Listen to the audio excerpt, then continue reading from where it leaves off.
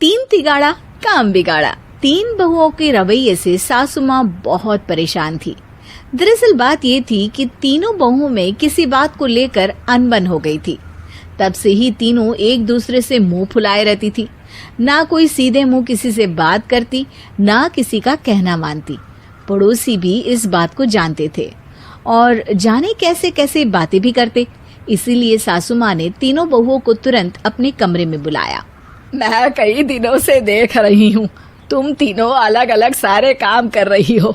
ये सब नहीं चलेगा, तीनों को मिलकर ही काम करना पड़ेगा। सास की बात सुनकर एकदम से बड़ी बहू बोल उठती है। नहीं मम्मी जी, मैं इन दोनों के साथ कुछ नहीं कर सकती। मैं इस घर की बड़ी बहू हूँ, फिर भी ये मेरा कहना बिल्कुल भी नहीं मानती।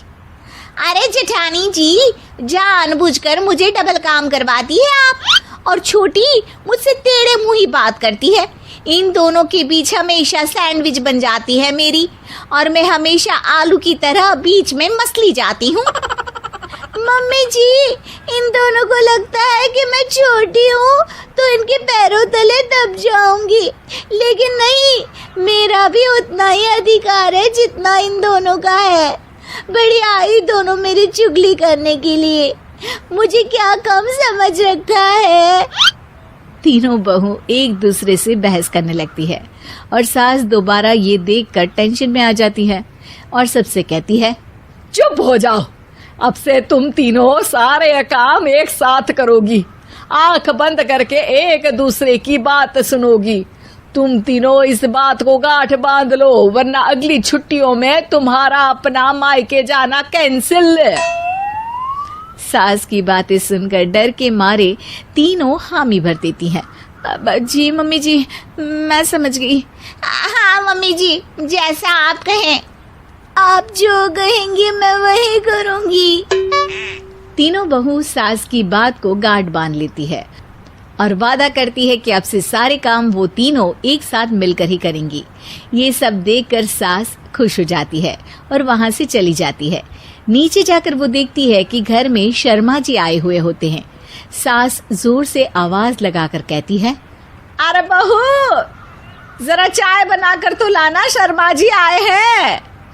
सास की बात सुनकर तीनों बहू तुरंत किचन की ओर भागती है और चाय बनाना शुरू कर देती है।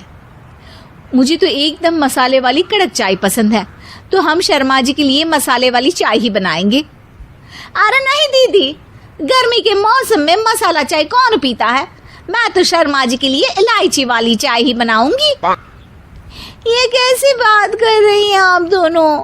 मेरी मम्मी ने सिखाया है कि मेहमान को ज्यादा दूध और शक्कर वाली चाय देनी चाहिए, वरना वो घर वालों को कंजूस समझते हैं। तो मैं तो शर्मा जी को ऐसी ही चाय दूंगी। तीनों बहुएं अपने अपने तरीके से चाय में शक्कर, मसाला, पत्ती सब डाल देती है।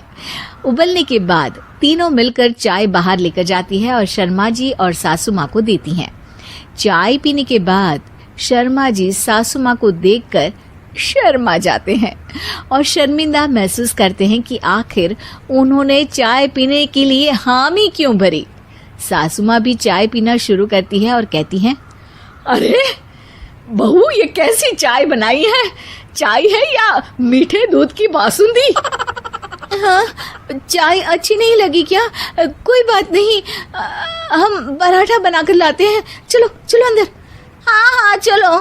हाँ, आती हूँ मैं भी। नहीं, मेरा पेट चाय ने ही चौपट कर दिया, वही काफी है। पराठे से पोपट नहीं करवाना, मैं तो चलता हूँ। शर्मा जी चुपचाप पतली गली से निकल जाते हैं।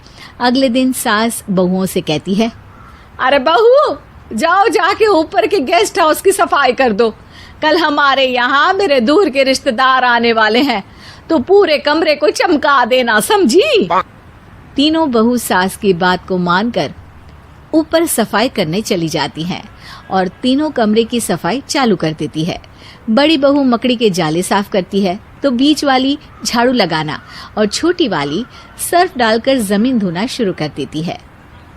अरे दीदी, जेठानी जी, अभी मैंने पूरी फर्श धोई और आप फिर से धूल नीचे गिरा रही हैं।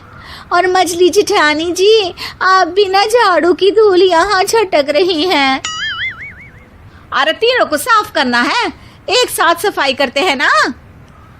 अरे वही तो, हम साथ साथ हैं, घर साफ साफ है।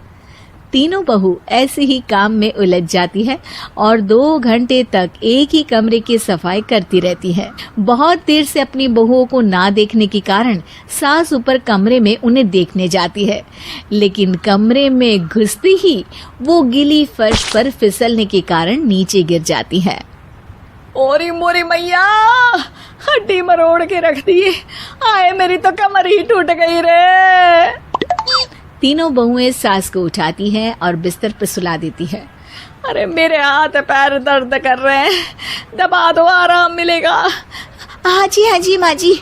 अरे जी माँ जी, जी माँ जी। और तीनों बहुएं एक साथ सास के हाथ को दबाना शुरू कर देती हैं।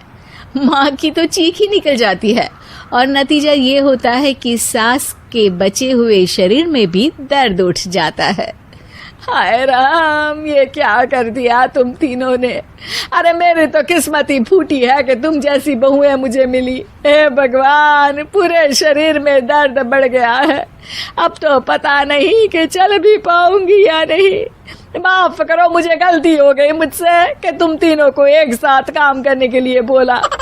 सोचा था तीनों मिलके अच्छे से काम करेगी, लेकिन बड़े बुजुर्ग सही कहते थे कि 3 तिगाड़ा काम बिगाड़ा। तुम लोगों ने ये बात ना आज साबित करके दिखा दी। तुम तीनों को तो समझाना यानी मानो भैंस के आगे बीन बजाना है। तुम्हें अकेले अकेले काम करना है ना, तो अब से तुम अकेले ही अपना अपना काम करो। तीनों बहुएं वहां से जाने लगती है। अरे कहाँ जा रही हो? आप ही ने तो कहा कि अपना अपना काम तो मुझे मुल्तानी मिट्टी लगानी है। अरे मुझे भी तो नेल पॉलिश लगानी है, मुझे ना मेहंदी लगानी है। सास अपना सर पीट लेती है और कहती है, अरे मुझे भी लगाना है कुछ। क्या माँ जी? क्या माँ जी? क्या माँ जी? तुम्हारे